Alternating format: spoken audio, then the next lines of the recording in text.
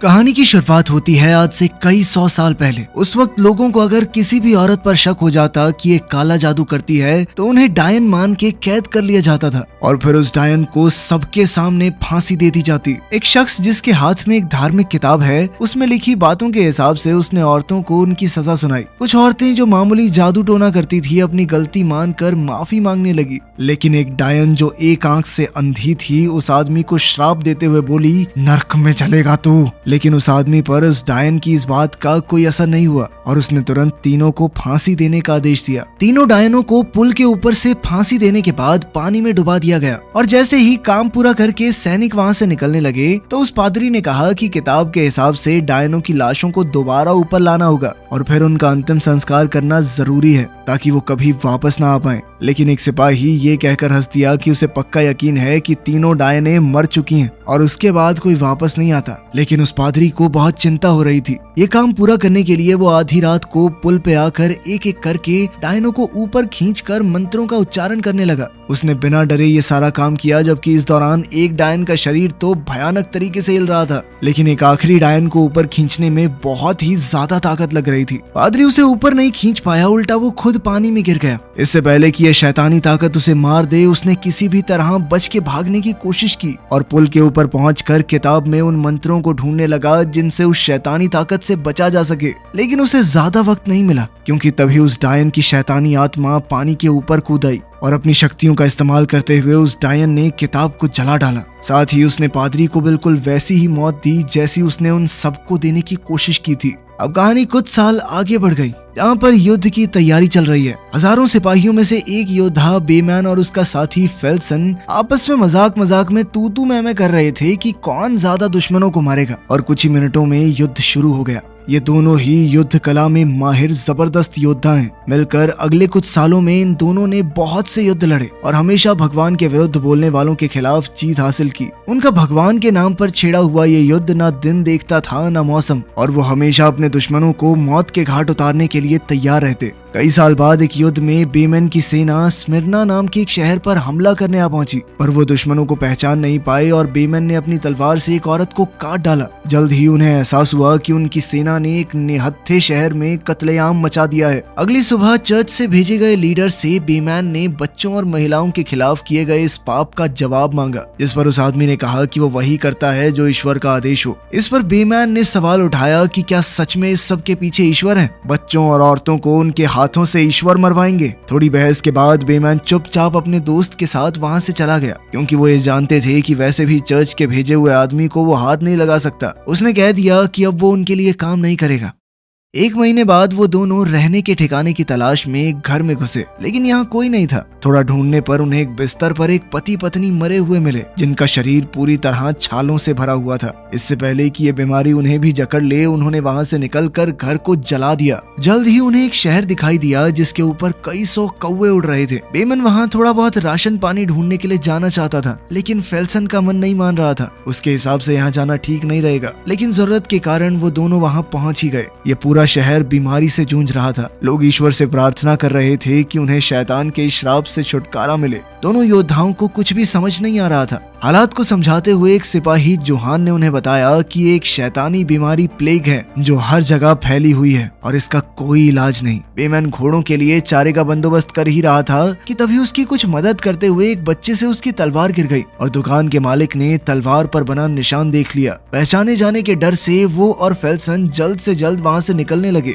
लेकिन जल्द ही कुछ सिपाहियों ने उन्हें चारों तरफ से घेर लिया। शुरुआत में तो वो दोनों योद्धा जबरदस्त तरीके से लड़ रहे थे, पर फिर उन्होंने देखा कि बहुत सारे तीर अंदाज निशाना साधे उनके सर पर खड़े हैं। कोई चारा न बचने पर आखिरकार दोनों दोस्तों ने अपने हथियार डाल दिए, जिसके बाद उन्हें बंदी बना लिया गया। तभी डबलजैक नाम के एक आदमी ने, जो चर्च के लिए काम करता था, सिपाहियों को रोका और बेमन की तलवार पर बने निशान को ध्यान से देखा। फिर वो इन लोगों को एक दूसरे कमरे में ले गया, जहाँ प्लेग से ग्रस्त चर्च के मेन प्रीस्ट ने इन्हें बताया कि ये नर्क से भेजा हुआ अंधेरे की डायन का श्राप है और यहाँ शहर में उन्होंने ऐसी ही एक डायन को कैद कर रखा है, जिसे उस पवित्र मोनेस्ट्री में ले जाना होगा जहाँ सोलोमन की किताब की आखिरी कॉपी मौजूद है। उस किताब के मंत्रों से ही इस डायन और उसके श्राप पाप को खत्म किया जा सकता है। लेकिन बेमैन ने सवाल किया कि इस काम में आपको हमारी क्या जरूरत है, जिस पर प्रीस्ट ने बताया कि चर्च के सारे सैनिक इस प्लेग से ग्रस्त हो चुके हैं, यहाँ बहुत सी जानें गई हैं और उन दोनों की मदद के लिए फादर डेबलजैक और जोहान को उनके साथ भेजा जाएगा। लेकिन बेमैन ने कहा कि अब वो चर्च के लिए काम नहीं करता और उनकी मदद करने से साफ इनकार कर दिया। बेमैन जानता था कि उसके इस फैसले के लिए उन दोनों को जेल में डाल दिया जाएगा और वहीं उसे वो औरत भी मिली जिसे डायन कह रहे थे, लेकिन वो डायन तो बिल्कुल नहीं लग रही थी। फेल्सन ने इस बात का मजाक बनाया कि चर्च की मदद के लिए ना करने पर उस हेड प्रीस्ट की शक्ल देखने वाली थी। बाद में बेमैन की आंख उस औरत के रोने की आवाज से खुली और उसने देखा कि उस बेचारी के शरीर पर चाबुक के निशान थे। उस लड़की की वो हालत देखकर उसका दिल पिघल गया और बेमैन चर्च की मांग पूरी करने के लिए तैयार हो गया।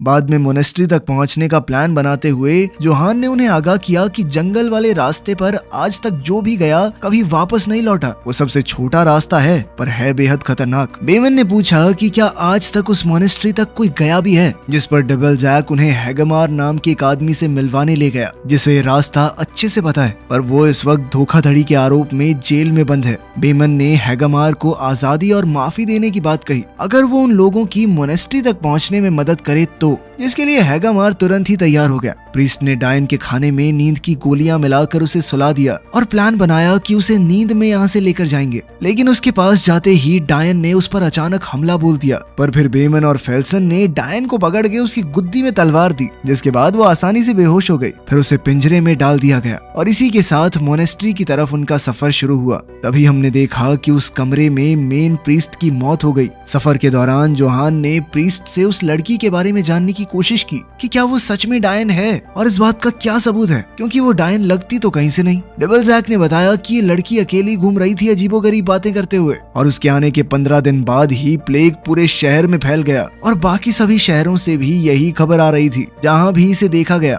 इस पर जोहान ने प्रीस्ट की बात को गलत साबित करते हुए कहा कि मेरे गाँव में तो ये लड़की कभी नहीं देखी गई, फिर वहाँ प्लेग कैसे फैल गया। वहीं बेमन और फेल्सन को शक हुआ कि कोई उनका पीछा कर रहा है और इस घुड़सवार का पता लगाने के लिए उन्होंने जाल बिछाया। जल्द ही उनका पीछा करता हुआ वो आदमी जाल में फंस गया। उस जवान लड़के ने अपना नाम के बताया और कहा कि वो भी उन्हीं की तरह एक योद्धा बनना चाहता है। अगर वो मोनेस्ट्री तक जाने वाले बेड़े में शामिल होगा तो लोग उसे बच्चा समझना छोड़ देंगे। इस बात पर फेल्सन हंस दिया और कहा कि बच्चे चला जाए यहाँ से, जिस पर के ने उसे तलवारबाजी के मुकाबले के लिए ललकारा, जिसके बाद फेल्सन उसे सबक सिखाने के लिए तैयार हो गया। वो तलवारबाजी में एक माहिर योद्धा था जिसने कई युद्ध लड़े थे। इसी वजह से उसने के को बुरी तरह हराया ताकि उसका घमंड चूर चूर हो जाए। लड़ाई को बीच में ही रोकते हुए बेमैन ने कहा कि इस लड़के को अपने साथ ले चलो, वैसे भी ये काफी बाहर आ चुका है शहर से। सूरज ढलने पर बेमैन जब उस लड़की को खाना देने आया तो उस लड़की ने उसे बातों में उलझाकर अपने पास बुलाया। बेमैन ने उससे पूछा कि तुम्हें चाबुक से इसी प्रीस्ट ने मारा है क्या, जिस पर लड़की ने हामी भरते हुए कहा कि मैं मरना नहीं चाहती। लड़की की आंखों में खौफ था। उसने बताया कि उसके गांव की एक निर्दोष लड़की को डायन बताकर पानी में फेंक दिया गया था। वो जैसे तैसे बच गई, लेकिन फिर उसे आग में फेंक कर मार दिया गया।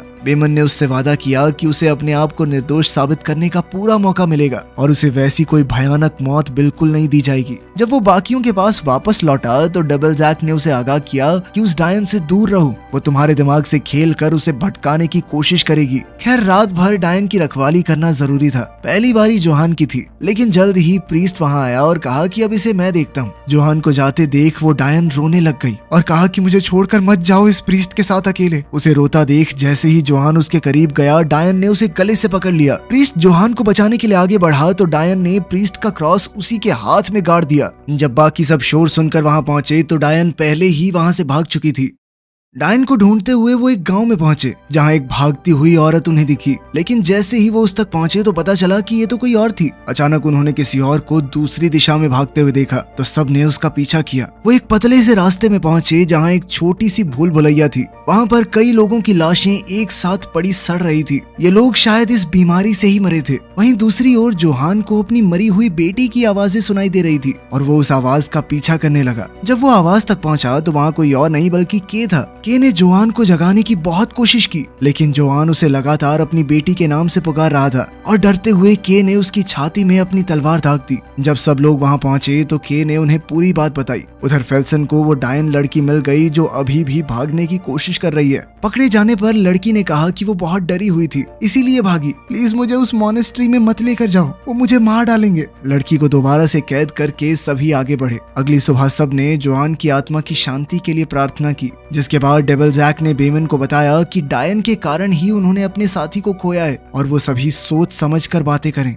क्योंकि डायन सब कुछ सुन सकती है और वो सबकी कमजोरियों को उनके खिलाफ इस्तेमाल भी करेगी। बेमन ने प्रीस्ट की बात पर ज्यादा ध्यान नहीं दिया। ये देखकर वो डायन प्रीस्ट की तरफ हल्की सी मुस्कुराई और सफर आगे बढ़ने लगा। अगले दिन वो लोग एक पुराने पुल पर पहुंचे जो काफी खस्ता हालत में था और उसे पार करते हुए वो पूरा भी टूट सकता है। बेमन ने हिम्मत दिखाते हुए उस पुल को पार किया और पहले सभी योद्धाओं को घोड़े के साथ पुल को पार करने को कहा। फिर आखिर में वो डायन वाली गाड़ी को पार करवाएंगे। डायन की गाड़ी को पुल पार करवाते हुए के खाई में गिरने ही वाला था कि तभी डायन ने उसकी कलाई को पकड़कर बड़ी ही आसानी से उसे ऊपर खींच लिया। लेकिन इतनी ताकत किसी आम लड़की में तो नहीं हो सकती। गाड़ी पार होते ही पुल टूटकर नीचे गिर गया। कोई और रास्ता नजर न आने पर अब वो जंगल में ही पहुंच गए। धुंध बहुत ज्यादा थी जिस वजह से उन्हें कुछ भी दिखाई नहीं दे रहा था, तो बेमन ने कहा कि धुंध साफ होने तक वो यहीं रुकेंगे। हेगामार अपने हथियार से डायन को मारने के लिए पूरी तरह तैयार था, क्योंकि उसे डर था कि अगर ये जिंदा रही तो कोई नहीं बच पाएगा। लेकिन बेमन और फेल्सन ने उसे रोक दिया। तभी डायन ने भेड़िए की आवाज में चिल्लाना शुरू कर दिया, जिससे भेड़ियों का एक झुंड उनकी तरफ आने लगा। झुंड जैसे ही पास आता गया, बेमन ने सबको लड़ने के आदेश दिए और उन्होंने मिलकर सभी भेड़ियों को मार गिराया। दूर से भेड़ियों की आवाजें अभी भी आ रही थी, इसलिए उन्होंने वहां से निकलना ही बेहतर समझा। लेकिन जाते हुए अचानक हेगामार पर एक भेड़िए ने हमला करके उसे घोड़े से नीचे गिरा लिया और फिर वहशी भेड़ियों ने उसे घेर कर बेरहमी से नोच खाया। ये भेड़िए नॉर्मल तो बिल्कुल नहीं लग रहे थे। अगली सुबह बेमन ने डायन को जान से मारना चाहा। प्रीस्ट ने उसे रोकने की कोशिश की, लेकिन बेमन ने उसे धक्का देकर हटा दिया। पर फिर फेल्सन ने उसे समझाते हुए कहा कि वो पहुंचने ही वाले हैं, अब वो मॉनेस्ट्री दूर नहीं है। अपने काम को अंजाम देने के लिए उन्हें थोड़ा सा सब्र रखना होगा। जल्द ही वो मॉनेस्ट्री पहुंच भी गए। के ने एक छोटी सी जगह से अंदर घुसकर सबके लिए दरवाजा खोला और प्रीस्ट सबको पूजा घर की तरफ ले गया, ये सोचकर कि वहाँ उसके साथ ही प्रीस्ट मौजूद होंगे। लेकिन वो बीमारी यहाँ तक भी पहुँच चुकी थी और मॉनेस्ट्री में मौजूद सभी लोग अब बस मरे पड़े थे। डेविल जैक हिम्मत हार कर ईश्वर से दया की भीख मांगने लगा। तभी बेमन ने उसे रोका, क्योंकि एक प्रीस्ट अब भी जिंदा था। किताब की तरफ इशारा करके और भगवान का नाम लेते हुए उसने भी दम तोड़ दिया। डेविल जैक ने किताब देखी और बेमन ने उससे पूछा कि क्या तुम ये मंत्र पढ़ सकते हो। जल्द ही वो शुरू करने के लिए पूजा घर से बाहर आए। तभी वो डायन अपनी पूरी असलियत स्वीकारते हुए कहने लगी कि सालों से चर्च ने उसके लोगों को मारा है और अब वो बदला लेकर रहेगी। प्रीस्ट ने जैसे ही मंत्र पढ़ने शुरू किए, डायन ने उसके हाथ में हुए घाव जो डायन ने ही उसे दिया था उसे और दर्दनाक बना दिया। बेमन उसे रोक पाता इससे पहले ही डायन उसके बारे में ऐसी बातें बताने लगी जो उसे पता होने का सवाल ही पैदा नहीं होता। ये जानकर कि वो लड़की डायन नहीं बल्कि पूरी तरह शैतान का रूप है, डेविल जैक ने दोबारा से मंत्र पढ़ने शुरू किए, जिसके बाद उस लड़की ने बहुत भयंकर रूप ले लिया। पिंजरे में आग लगाकर उसने सलाखें तक पिघला दी, जिसके बाद शैतान आजाद हुआ और प्रीस्ट की तरफ बढ़ने लगा। कोई भी उसे रोकने की ताकत नहीं रखता था। डेविल जैक ने पवित्र जल से उसे भस्म करने की कोशिश की, लेकिन ये शैतान अब पंखों वाला दानव बनकर उड़ गया और मोनेस्ट्री के अंधेरे कोने में छुपकर गायब हो गया। उन सब ने मिलकर अब शैतान को पकड़ने के लिए प्लान बनाया और बेमन ने के से कहा कि तुम्हें लड़ने की जरूरत नहीं है। लेकिन के पीछे नहीं हटा और वो हर हालत में मरते दम तक लड़ना चाहता था। उसके इस जज्बे को देखकर बेमन ने उसे एक योद्धा घोषित किया।